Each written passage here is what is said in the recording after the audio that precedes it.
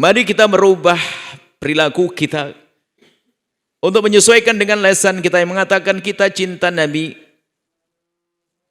Karena perilaku zahir kita adalah yang menerjemahkan apa yang ada di hati kita. Kalau ternyata zahir kita adalah tidak sesuai dengan hati kita, maka kita adalah, kalau lisan kita tidak sesuai dengan yang ada di hati kita, maka akan didustakan oleh perilaku kita. Kalau lesannya tidak sesuai dengan yang ada di hati, maka perilaku zahir kita akan mendustakan lesan kita. Karena anggota tubuh kita sangat patuh dengan apa yang ada di hati. Karena hati yang ada di hati ini memerintahkan kepada mata untuk mandang dengan penuh kasih sayang. Perilaku. Nah ini, bagaimana perilaku kita saat ini kepada umat Nabi Muhammad? Kalau kita mengaku cinta kepada baginda Nabi, kita harus berlemah lembut dan berkasih sayang kepada umat Nabi Muhammad. Akan tapi semuanya banyak. Yang terjadi, ada di antara kita ini adalah kebalikan dari itu semuanya. Kalau dengan orang di luar Islam sana, Masya Allah, yang memusuhi Islam sekalipun bisa mesra. Akan tapi dengan sesama kaum muslimin berantem olok-olokan. Caci maki. Lihat, tidak bisa melihat temannya itu salah sedikit kecuali langsung korek dia habis, bongkar sana, bongkar sini, caci maki. Gayanya gaya kritik, tapi bukan kritik membangun, tapi kritik merendahkan. Islam tidak mengajari kritik merendahkan. Yang ada kritik membangun dengan cara yang baik. Caci maki, Masya Allah. Media sosial hari ini, lihat. Ada ustadz menyampaikan sesuatu, nanti ada ustadz lain menimpali sesuatu. Kalaupun ustadz tidak, nanti ada yang ngadu domba nih orang.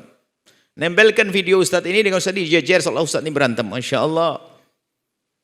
Mana kasih sayang bagi mereka? Pasti di dalam hatinya ada yang rusak. Karena kalau memang di hatinya ada kecintaan yang sesungguhnya kepada baginda Nabi Muhammad SAW, susah melakukan yang demikian itu. Tarahum ruk'an sujada. Kalau kita mengaku cinta kepada baginda Nabi, jangan sampai kita ini hanya tampak semangat menegakkan syariat dengan lisan kita atau perilaku zahir kita, menyeru Allahu Akbar, tapi tidak bisa berkasih sayang kepada umat Nabi Muhammad. Atau kita sering menyerukan kebenaran, akan tapi tidak tampak kita menjadi orang yang ruk'a sujada. Karena ruk'an sujada ini tanda ketulusan kita di saat kita mengucapkan kalimat Allahu Akbar. Di saat kita mengangkat bendera, di saat kita mengangkat seruan perjuangan, maka tanda ketulusan kita adalah ruk'an sujada. Jangan dianggap Salahuddin Al-Ayyubi itu sukses begitu hanya sekedar bersuara saja. Tidak. Beliau mengajak murid-murid beliau untuk tidak tidur malam, mengadu kepada Allah, meningkatkan kualitas ibadah mereka, lalu mengadu, memohon kepada Allah. Dan begitu yang dilakukan orang-orang besar.